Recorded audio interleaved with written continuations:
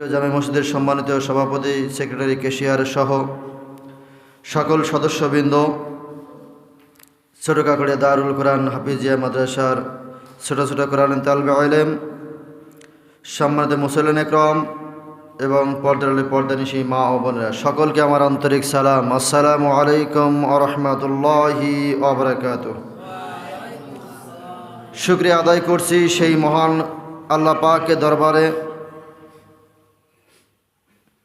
জবান ছেড়ে দিয়ে আমরা বলছি আলহামদুলিল্লাহ। দুরূদ পাঠ করি সে বিশ্ব মানবতার মুক্তির দূত,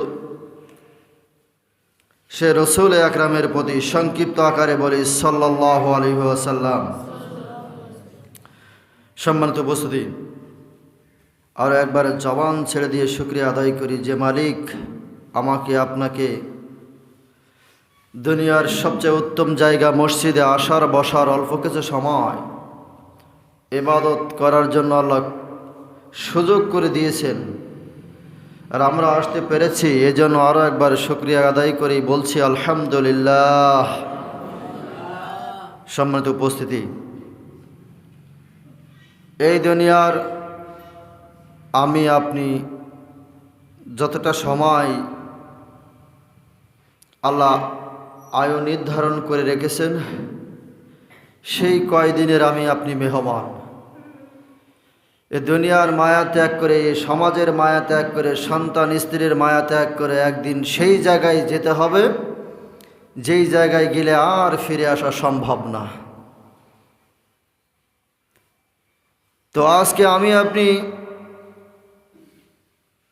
দুনিয়ার আত্মমর্যাদা অহংকার নিয়ে ডুবে আছি। আলেমরা যখন কথাগুলো বলে, যদি আমার আপনার কর্মের সাথে মিলে যায়, ওই আলেমের চাইতে খারাপ আলেম বাংলাদেশে না, পৃথিবীতে আর নেই। আলেম যখন আলোচনা করে কোরআন ও হাদিস দিয়ে, যদি কারোর জীবনে মিলে যায়, আমাদের পরিবর্তন হতে হবে, এটাই বাস্তবতা আর এটাই শিক্ষণীয়। কিন্তু আমাদের আলোচনা যদি আমার সঙ্গে মিলে যায়, তাহলে হুজুরির চাকরি বাঁচানো দায়। আজকে আমরা মুসলমান, শুধু বাংলাদেশে নামের আগে আমরা লিখি, মনে করেন মোহাম্মদ শাহিন আলম। এই মোহাম্মদটা আমি লিখি এই জন্য যাতে লোক বুঝতে পারে আমি একজন মুসলিমের সন্তান, আমি একজন মুসলমান। পৃথিবীর অন্যান্য রাষ্ট্রে, মুসলমান রাষ্ট্রে নামের আগে কেউ মোহাম্মদ লাগায় না, কেউ মোহাম্মদ লাগায় না। শুধু মোহাম্মদ নামের আগে লাগায় আমরা, এই বাঙালিরা। কারণ আমাদের ইমানে ভেজাল বেশি, এই জন্য আমরা নামের আগে মোহাম্মদ লাগাই, যে মোহাম্মদ অমুক, মোহাম্মদ অমুক। কেন আমাদের কর্মে ভেজাল, এই জন্যই আমরা টিক দিয়ে নামের আগে মোহাম্মদ লাগিয়ে আমরা বিশ্ববাসীকে জানাই যে আমরাও একজন মুসলমান। সম্মানিত উপস্থিতি, আমরা কি মুসলমান যে আমাদের সামনে আল্লাহ এবং তার রসূল কে গালিগালাজ দেওয়া হয়, আমরা হেসে উড়িয়ে দিই।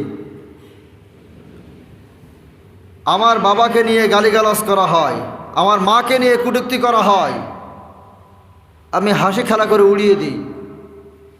যদি আমার নেতার নামে, আমার নেত্রীর নামে কিছু বলে, তার জীবন দিয়ে হলেও তার প্রতিবাদ করেই ছাড়ব ইনশাআল্লাহ। তা আমরা কেমন মুসলমান? আমার বাবাকে গালি দিল, আমার মাকে গালি দিল, আমার আল্লাহকে গালি দিল, রসুলকে গালি দিল, আমার শরীরে কোনো ফিলিংস নেই, ইমান এতটাই নিচে নেমে গেছে আমার কিছু মনেও হয় না। তবে যদি আমার নেতা, আমার নেত্রীর নামে কেউ একটা কটু কথা বলে, একটা বাজে কথা বলে, তখন আমি দেখিয়ে দিই আমার শরীরের শক্তি কত, আমার ক্ষমতার দাম্ভিকতা কত।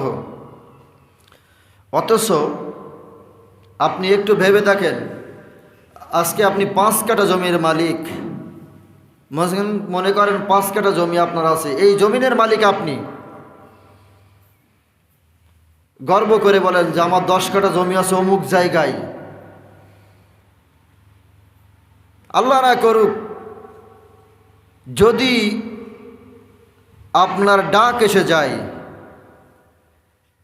ওই অহংকার করে বলেছিলেন ওই জমিটা আমার, বিকেলবেলায় ওই মাটির নিচে আপনাকে রেখে দিবে, অন্য আর একজন বলবে এই জমি আমার। আপনার অহংকার ততক্ষণ যতক্ষণ আপনি জীবিত আছেন। মৃত্যু হওয়ার সঙ্গে সঙ্গে ওই জমিনের নিচেই আপনার দাফন করা হবে যে জমিন নিয়ে আপনি দাম্ভিকতা করেছেন, অহংকার করেছেন। সম্মানিত উপস্থিতি, আল্লাহ রাব্বুল আলামিনের রাসূল বলছেন, ও দুনিয়ার মানুষ, ইয়াকুলু মান মাসআ মায-যালিমিনা ওয়া হুয়া ইয়ালামু ইন্নাহু যালিমুন নাফসুহু হারাজুন মিনাল ইসলাম। আল্লাহ রাব্বুল আলামিনের রাসূল বলেন, যদি কোনো জালেমকে তোমরা দেখতে পাও, সেই জালেমের যারা অনুসারী হবে, সেই জালেমের যারা অনুসারী হবে, ভক্ত হবে, সমর্থনকারী হবে, তুমি যদি দেখতে পাও এই ব্যক্তিটা জালেম, তারপরেও তার সমর্থন করো, তাকে ভালোবাসো, আমি আল্লাহ রসুল কসম করে বলছি সেই ব্যক্তি আর মুসলমান থাকতে পারবে না, সেই ব্যক্তি আর মুসলমান থাকতে পারবে না।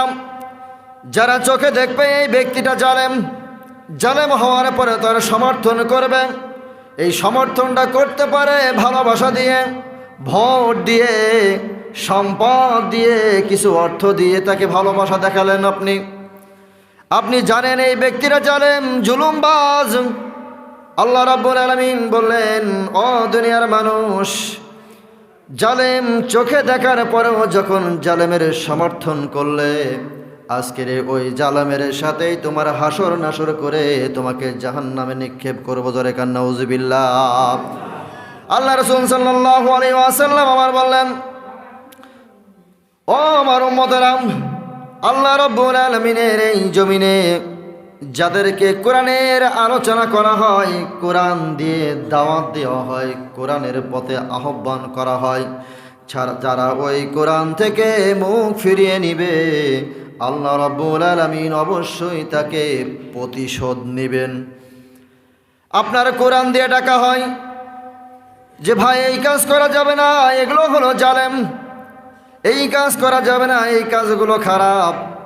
যখন কোরআন দিয়ে আপনাকে আহ্বান করা হবে, আপনি যদি সেই কোরআনের আহ্বানগুলো আপনি যদি মানতে না চাই, মানবেন না, কিন্তু যদি সেই কোরআনের বিরোধিতা করেন, আল্লাহ রাব্বুল আলামিন বলছেন, আমার আসমানের নিচে জমিনের উপরে তার চাইতে জালেম আর কে হতে পারে। কথাগুলো এই জন্য বলছি, আজকে আমাদের সমাজে মুসলমান শুধু নামধারী মুসলমান, আজকে নামধারী মুসলমান, কিন্তু আমরা যে আল্লাহ রাব্বুল আলামিনের দাসত্ব গোলামি করবার জন্য যে দুনিয়ায় আল্লাহ রাব্বুল আলামিন আমাকে আপনাকে পাঠালেন, সেই আল্লাহ রাব্বুল আলামিনের কি করলাম? আল্লাহ রাব্বুল আলামিন বলছেন, ইন্নাল্লাযীনা কাফারু ওয়া সাদ্দু আন সাবিলিল্লাহি ক্বাদ দাল্লু দালালাম বাঈদা। হে রাসূল, আপনি তাদেরকে জানিয়ে দিন, ইন্নাল্লাযীনা কাফারু, নিশ্চয় ওই সমস্ত কাফেরেরা, ওয়া সাদ্দু আন সাবিলিল্লাহ, যারা আল্লাহর দ্বীনের পথে বাধা হয়ে দাঁড়ায়, যারা আমি আল্লাহ আমার হুকুম যারা বাস্তবায়ন করতে চাই দুনিয়ার জমিনে, আর যারা বাধা হয়ে দাঁড়াবে আপনি তাদেরকে জানিয়ে দিন, ওয়াসাদ্দু আন সাবিলিল্লাহি ক্বাদ দাল্লু দালালাম বাঈদা। তারা পৃথিবীতে সবচাইতে সৃষ্টির ভিতরে নিকৃষ্ট জীব, যত সৃষ্টি আছে আমার সবচাইতে নিকৃষ্ট তারাই, যারা দ্বীনের পথে বাধা হয়ে দাঁড়াবেন। আজকে আপনি নামাজ পড়বেন, ইচ্ছা হলে নামাজ পড়েন, না হলে পড়েন না। কিন্তু আল্লাহ রাব্বুল আলামিন বাধ্য করেছেন আপনাকে নামাজ পড়ার জন্য, হজ করার জন্য, যাকাত দেওয়ার জন্য, দান করার জন্য। কারণ যারা মুসলিম তাদেরকে নামাজ পড়তেই হবে, তা না হলে আপনি মুসলিম দাবি করতে পারবেন না। আপনি সমাজে বলে দিন আজকে থেকে আমি মুসলিম নয়, আপনি বেদিন। আর আপনি যদি দাবি করেন আমি মুসলিম, অবশ্যই আপনাকে নামাজ পড়তে হবে বাধ্যতামূলক, তা না হলে এই সমাজ থেকে আপনি দূর হয়ে যান। কারণ আল্লাহ রাব্বুল আলামিন বলছেন, যারা আমার নাফরমানি করবে আদাল্লু দালালাম বাঈদা, যারা আমার নাফরমানি করবে তারা আমার আসমানের নিচে জমিন থেকে বের হয়ে যাও, দূর হয়ে যাও। কোথায় যাবেন আপনি?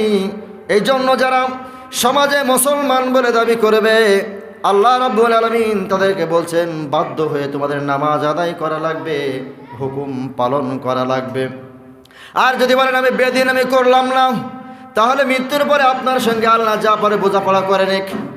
আল্লাহ রাব্বুল আলামিন আবার বললেন ওয়াকাদ্দাল ওয়াসাদ্দু আন সাবিলিল্লাহ, তবে হুঁশিয়ার থাকো যারা আমার এই জমিনে আমার দিন প্রতিষ্ঠা করতে চাই, তোমরা তাদেরকে বাধা দিবা না।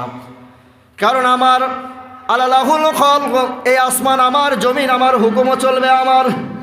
আপনি বাধা দিলেন। আল্লাহ রাব্বুল আলামিন আবার বললেন ইন্নাল্লাযীনা কাফারু ওয়া যালামু লাম ইয়াকুনিল্লাহ, যারা বাধা দিল তাদের পরিচয় হলো ইন্নাল্লাযীনা কাফারু, নিশ্চয় তারা কাফের, ওয়া যালামু, তারা জালেম, লাম ইয়াকুনিল্লাহ, আমি আল্লাহ আমার কাছে তারা কোনো ভালোবাসার পাত্রই না, অর্থাৎ ঘৃণার পাত্র। আজকে আপনি আল্লাহর এই দুনিয়ায়, আল্লাহর এই জমিনের দিন প্রতিষ্ঠা হোক, আপনি বিরোধিতা করেন। আল্লাহ রাব্বুল আলামিন বলছেন তারা হলো এক নম্বরে কাফের, তারা হলো জালেম, লাম ইয়াকুনিল্লাহ, তারা আমি আল্লাহ আমার বান্দাই না। আল্লাহর বান্দা যদি আপনি না হন তাহলে কার বান্দা? আল্লাহ রাব্বুল আলামিন আবার বললেন লিয়াগফির লাহুম ওয়া লা লিয়াহদিয়াহুম তরিকা, আল্লাহ রাব্বুল আলামিন বলছেন মৃত্যুর পরে আমি তাদেরকে মাফও করব না, ক্ষমাও করব না, ইল্লা তরিকা, তাদের নিকৃষ্টতম জায়গায় জাহান্নামে আল্লাহ নিক্ষেপ করব। জোরে কান্না নাউযুবিল্লাহ। আজকের আমাদের সমাজে দেখা যায় কোরআন দিয়ে যে কথা বলে সবচেয়ে খারাপ মানুষ। আপনি আল্লাহর আসমানের নিচে জমিনের উপরে আল্লাহর সমস্ত নাজ নিয়ামত ভোগ করবেন আপনি, আবার আল্লাহর হুকুম মানবেন না। আপনার চিতে গাদ্দার, জুলুম বা জালেম আর কে হতে পারে? চোর যেমন চায় না যে বাড়িওয়ালা জেগে থাক, চোর যেমন চায় না বাড়িওয়ালা জেগে থাক, মেকুর যেমন চায় না তরকারিরাও ঢাকা থাক, মুনাফেক চায় না সমাজে ইসলাম কায়েম হয়ে যাক। মুনাফেক চায় না, মুনাফেক চায় কোরআন দিয়ে নামাজ পড়বে, কোরআন দিয়ে গা ছাড়াবে, কোরআন দিয়ে মসজিদ চলবে, কোরআন দিয়ে মাদ্রাসা চলবে, কোরআন দিয়ে হুজুর নিজে চলবে, কিন্তু এই কোরআন দিয়ে সংসদ চলবে না, পার্লামেন্ট চলবে না, সমাজ চলবে না। আল্লাহ রাব্বুল আলামিন তাদেরকে উদ্দেশ্য করে আবার বলছেন ইল্লা তারিকা জাহান্নাম খালিদিনা ফিহা আবাদা, যারা চায় না এই কোরআন দিয়ে সমাজ চলুক, এই কোরআন দিয়ে রাষ্ট্র চলুক, এই কোরআন দিয়ে পার্লামেন্ট চলুক, এই কোরআন দিয়ে 18,000 না 20,000 কোটি মানুষ অথবা পৃথিবীতে 700 কোটি মানুষ সকলে এই কোরআন দিয়ে চলুক, তারা চায় না। তাদের পরিচয় হলো তারা মুনাফিক। আজকের পৃথিবীতে দিন দিন মুসলমানের সংখ্যা বাড়ছে। ইহুদিরা মুসলমান হয়, বেদিনরা মুসলিম হয়, কিন্তু আমাদের কপাল পোড়া জাত মুসলমানরা মুনাফিক হয়। ইহুদিরা মুসলমান হয়, কাফেররা মুসলমান হয়, খ্রিস্টানরা মুসলমান হয়, হিন্দুরা মুসলমান হয়, কিন্তু কপাল পোড়া আমরা মুসলমান হয়ে মুনাফিক হয়ে যাই। আমরা মুনাফিক হয়ে যাই। রাসূল সাল্লাল্লাহু আলাইহি ওয়াসাল্লাম বললেন যারা মুনাফিক হবে আল্লাহ রাব্বুল আলামিন তাদের সাথে, তাদের কাছে আল্লাহ রাব্বুল আলামিন তাদের সব চাইতে খারাপ আচরণ বেশি করবেন। কারণ আল্লাহ রাব্বুল আলামিন রাসূল বলছেন ইসলামের সবচাইতে বেশি ক্ষতিকার করেছিল মুনাফিক যারা তারা। সম্মানিত উপস্থিতি, আজকে আপনি মুসলমান, আপনি কোরআন চান সব জায়গায়, কিন্তু পার্লামেন্টে চান না। কোরআন আপনি সব জায়গায় চান, কিন্তু আপনার সমাজে চান না, আপনার পরিবারে চান না। আপনি একটু ভেবে দেখেন, আজকের এই বাড়ির মালিক আপনি, এই জমির মালিক আপনি, একদিন আপনাকে এই বাড়ির থেকে বের করে ওই জমিনের নিচে আপনাকে পুঁতে ফেলবে। আপনি কোন জায়গার মালিক? আল্লাহ রাব্বুল আলামিনের রাসূল সাল্লাল্লাহু আলাইহি ওয়াসাল্লাম বলছেন, পৃথিবীতে যারা আমি আল্লাহ রাব্বুল আলামিন আমার দ্বীন প্রতিষ্ঠা করার জন্য জীবনটা উৎসর্গ করে দিবে, জীবনটা বিলীন করে দিবে, আমি আল্লাহ রাব্বুল আলামিন তাদের জন্য একটা স্পেশাল নিয়ামত দুনিয়ায় ঘোষণা করলাম। তারা দুনিয়ায় লাঞ্ছনা হবে, অপমানিত হবে। আসিজনুল মুমিনিন, মুমিনদের জন্য দুনিয়াটা হবে জেলখানা। মৃত্যু আসার সঙ্গে সঙ্গে আমি আল্লাহ রাব্বুল আলামিন জান্নাত দিয়ে তাকে বরণ করে নিয়ে নেব। সুবহানাল্লাহ, এর চাইতে খুশির সংবাদ আর কি হতে পারে? সম্মানিত উপস্থিতি, আজকের আমরা সমাজে সবাই শান্তি চাই, কেউ অশান্তি চায় না। তবে সমাজে অশান্তি সৃষ্টি করে ফেরেশতা আসে? সমাজে আমি আপনি শান্তি চাই, আমি চাই শান্তি, আপনি শান্তি চাই, তাহলে ফেতনা তৈরি করছে কে? অশান্তি কে সৃষ্টি করছে? অশান্তি সৃষ্টি করে সেই যে এই কোরআন চায় না সমাজে চালু থাক। এখন তো হালি করে হাদিস বেরিয়েছে, আকিমুস সালাতা, নামাজ কায়েম করো। নামাজ তো আল্লাহ পড়তে বলেনি। এখন বলেন লাউ না কদু? কথা বলেন লাউ না কদু? হ্যাঁ, বাড়ি ছোটোবেলায় খাইছি কুকুরের গোস্ত, মা বাজায় কুকুর তাড়িয়ে ধর, শিগগিরি জবাই করবো। কুকুরের গোস্ত খালাম পেট ভরে। ওমা, যেই 12 থেকে 16 বছর বয়স হয়েছে, একদিন হোটেলে খাতে গেছি, কই চিকেন মাংস। কিসের মাংস? আয় হায়, ঢাকা শহরে যান, চিকেন বললো প্র্যাকটিসের সমস্যা হয়ে যাচ্ছে, এখন হচ্ছে বার্গার, ফ্রাই। সেই তো দেশি মুরগি দিয়েই তো এত কিছু। তা আজকে আপনি আল্লাহর এই জমিনে থাকবেন, আল্লাহর হুকুম পালন করবেন না, আপনি এই দুনিয়া থেকে, জমিন থেকে বের হয়ে যান, বের হয়ে যান। এই দুনিয়াটা আল্লাহওয়ালাদের জন্য। কাদের জন্য? আল্লাহওয়ালাদের জন্য এই দুনিয়া। আপনার একটু ভয় হয় না যে আমার একদিন মৃত্যু আসবে, আমার একদিন জানাজা হবে, আমার একদিন কবর হবে? আল্লাহ রাব্বুল আলামিনের রাসূল ইসলামের দাওয়াত যেভাবে দিয়েছেন, একদিন এক সাহাবী রাসূল সাল্লাল্লাহু আলাইহি ওয়াসাল্লামকে যুদ্ধের ময়দানে দেখলো যে বিশ্বনবী যুদ্ধ করলেন, বিজয় লাভ করলেন।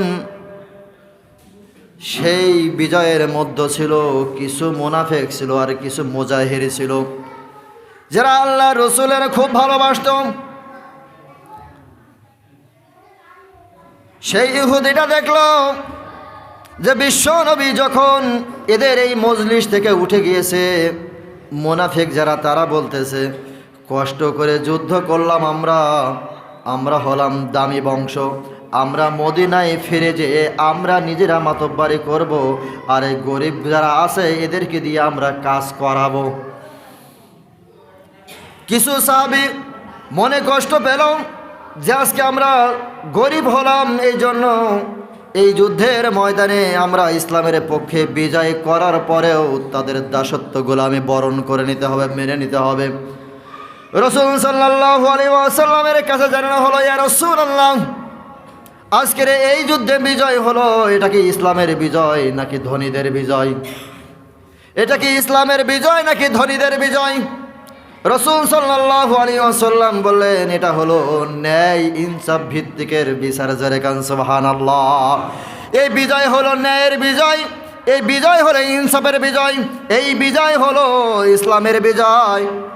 রাসূল সাল্লাল্লাহু আলাইহি ওয়াসাল্লামের কাছে জানানো হলো, ইয়া রাসূলুল্লাহ, আপনি যখন চলে আসলেন, যারা আমাদের মধ্যে ধনী তারা বলছে আমরা দেশে ফিরে যে আমরা নেতা হব, আর যারা গরিব আছে এরা হবে সবাই কাজের লোক।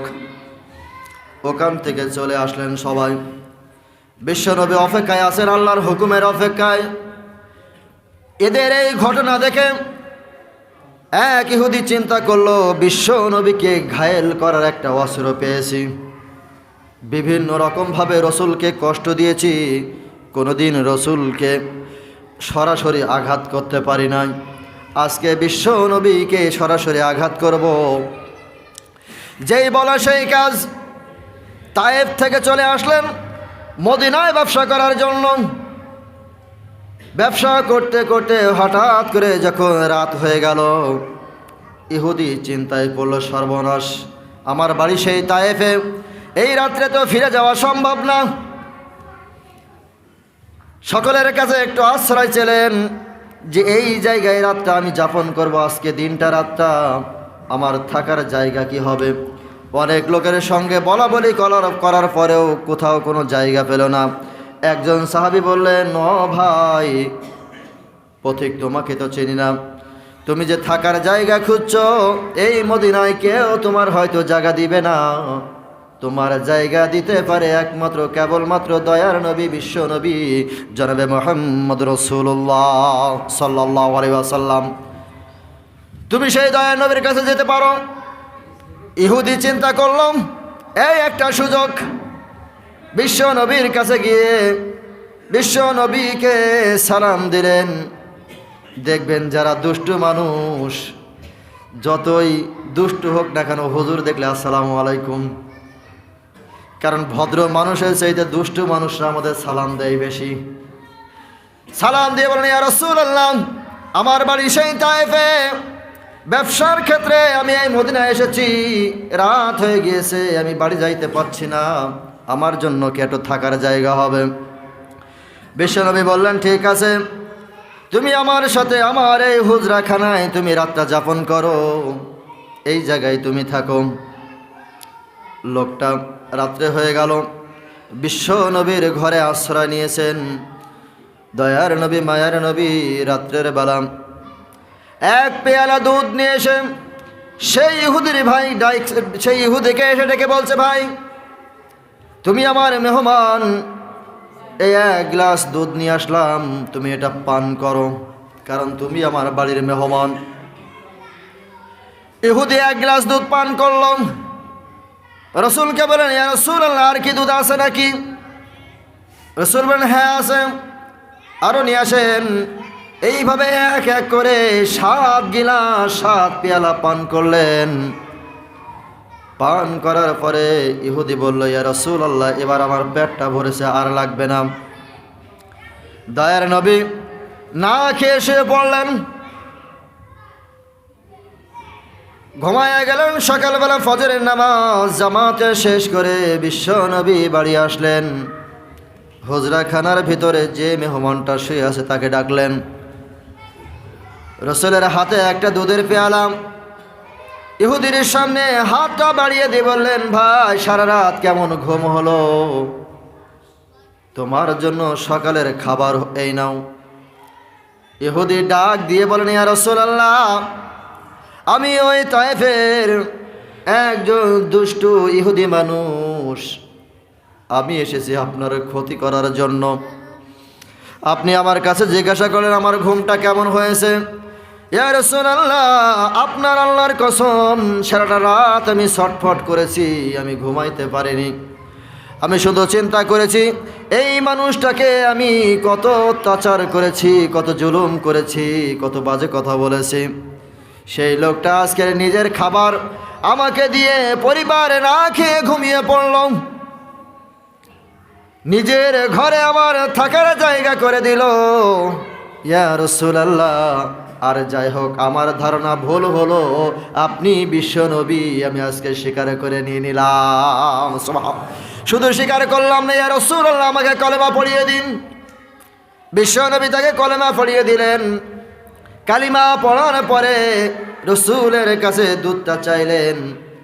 এক পেয়ালা দুধ পান করে বললেন, আলহামদুলিল্লাহ। আলহামদুলিল্লাহ বলার সঙ্গে সঙ্গে রসুল সাল্লাল্লাহু আলাইহি ওয়াসাল্লাম ঘরের বিবিকে ইশারা করলেন, আরো এক গ্লাস দুধ দাও।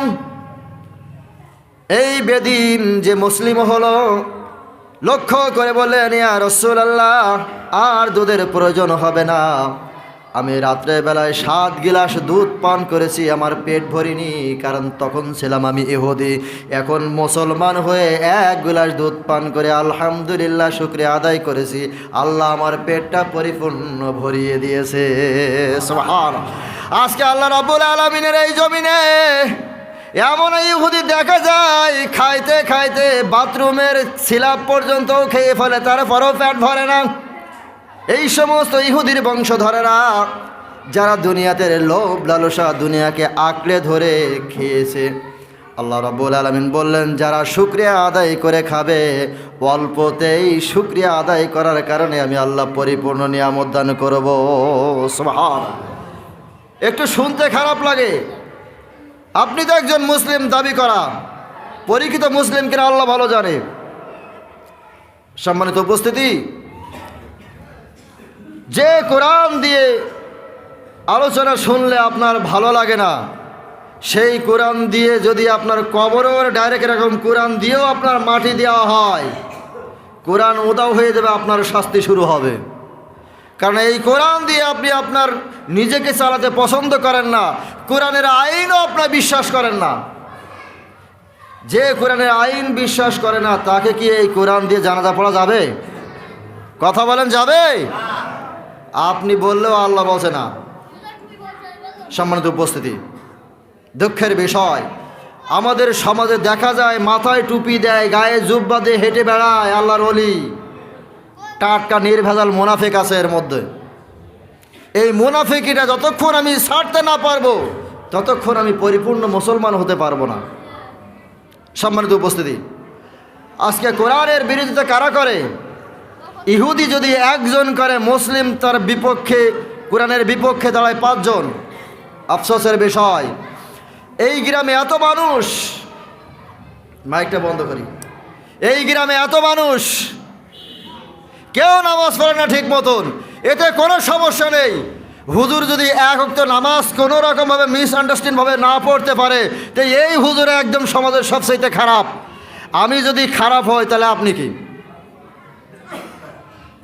আমার 1 ওয়াক্ত নামাজ কাজা হলে যদি আমি ইমাম হয়ে খারাপ হই, তা আপনি তো সপ্তাহের পরে সপ্তাহ, বছরের পরে বছর, মাসের পরে মাস আপনি নামাজ কালাম কিছু করেন না। যদিও বা আপনি নামাজ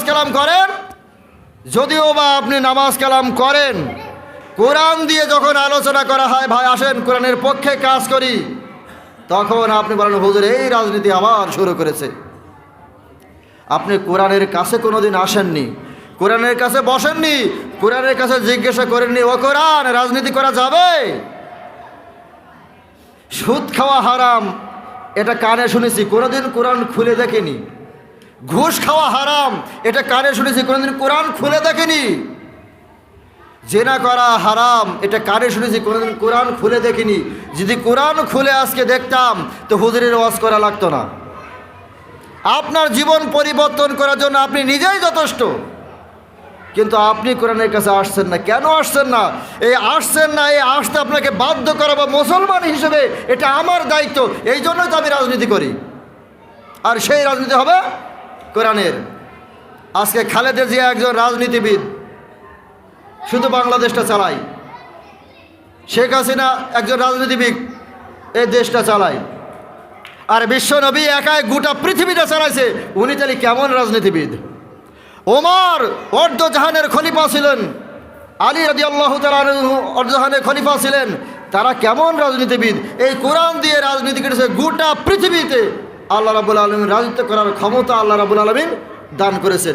আর এই কোরআন দিয়ে রাজনীতি করেন না বিধায় আপনি একটা গ্রামও চালাতে পারেন না। পারেন চালাতে? যদি আপনি চালাতে পারেন, আজকে আমার মতো লোক কেন বিনা অপরাধে জেল খাটবো? কুকুর হত্যা করলে বাংলাদেশে তার গ্রেপ্তার হয়, জেল হয়, কিন্তু মানুষ খুন করলে তার কিছু হয় না। এটা কি কোরআনের বিচার? কোরআন যেদিন এই সংসদে, এই পার্লামেন্টে বসে কায়েম থাকবে, সেদিন এই সমাজে সব লোক এই কোরআনের আনুগত্য করতে বাধ্য হবে। কুড়িগ্রাম, নীলফামারী কুড়িগ্রাম, ওখানে আল্লামা সৈয়দ কি যেন ওনার নাম, তো উনি মসজিদের ইমাম হয়ে বসার পরে মুসল্লিদেরকে উদ্দেশ্য করে বলছে, সম্মানিত মা বোনেরা, আমি আজকে একজন বড় মুফতি হয়ে ফতোয়া দিয়ে গেলাম, আপনারা কান খুলে শুনে নেন। যারা উপস্থিত আমার এই ভাইরা এখানে যারা আছে, কালকের ফজরের নামাজ যে যে জামাতে পড়বে না তাদেরকে আর একটা করে বিয়ে দেওয়া হবে। আগামীকাল ফজরের নামাজ যে ভাই জামাতে এসে নামাজ পড়বে না, আগামীকাল তার বিয়ে দেওয়া হবে। আমি মুফতি আমার টাকা দিয়ে তাকে বিয়ের খরচ করাবো। ফজরের নামাজে মুফতি সাহেব এসে দেখে মসজিদে ঢোকার জায়গা নেই, এত লোক। একজনকে ডেকে বলছে, ভাই তুমি তো জীবনে নামাজ পড়তে আসোনি। তা বলছে, আমি কি নামাজ পড়তে আসতে চাচ্ছিলাম, বউ আমাকে জোর করে তুলে দিয়েছে, তুমি যদি না যাও কালকে তোমার আবার একটা বিয়ে দেবে, আমি সতীনের ঘর করবো না, নামাজ পড়তে যাও। তা আপনাকে আমার জোর করে আনা লাগবে না, কৌশলে আনবো। যে ব্যক্তি নামাজ পড়বে না, কোরআন যদি পার্লামেন্টে যায় তার জানাজাও হবে না। 2 জন জানাজা যদি কাকড়ে গ্রামে না পড়ায়, 3 দিনই দিন আমার আর ওয়াজ করা লাগবে না, সব নামাজে আসবে। সম্মানিত উপস্থিতি, আমরা চাই মৃত্যুর আগে একবার হলেও এই কোরআন যেন আল্লাহ রাব্বুল আলামিনের হুকুম যেন আমরা পার্লামেন্টে নিয়ে যেতে পারি। আল্লাহ রাব্বুল আলামিন আমাদের সকলকে তৌফিক দান করুক, আমিন। নামাজ শেষে আমরা সবাই দোয়া করব। বাংলাদেশ দেশনেত্রী বেগম খালেদা জিয়া অসুস্থতা আছে। এখন আমরা সবাই ব্যক্তিগতভাবে, উনি ছিলেন দেশনেত্রী, এমন নেত্রী যে অনেকগুলো ভিডিও দেখলাম, আলেমদের জন্য অনেক করেছে, কোরআনের জন্য অনেক করেছে। আমরা দোয়া করি আল্লাহ রাব্বুল আলামিন তার শরীরের সুস্থতা যেন আল্লাহ দান করে। সবাই বলে আমিন। আরও একবার বলেন আমিন। কি কপাল করলে এক খালার যেন অতি শীঘ্রই মরণের সংবাদ আসে, ইন্না লিল্লাহ শুধু মুখের গোড়ায় এসে বসে আছে, আর একজনের জন্য মন থেকে দোয়া আসছে। যাক, আল্লাহ রাব্বুল আলামিন আমাদের সকলকে তৌফিক দান করুক, আমিন। কিছু কথা বলবো, আপনারা সকলে 2-1 মিনিট ধরে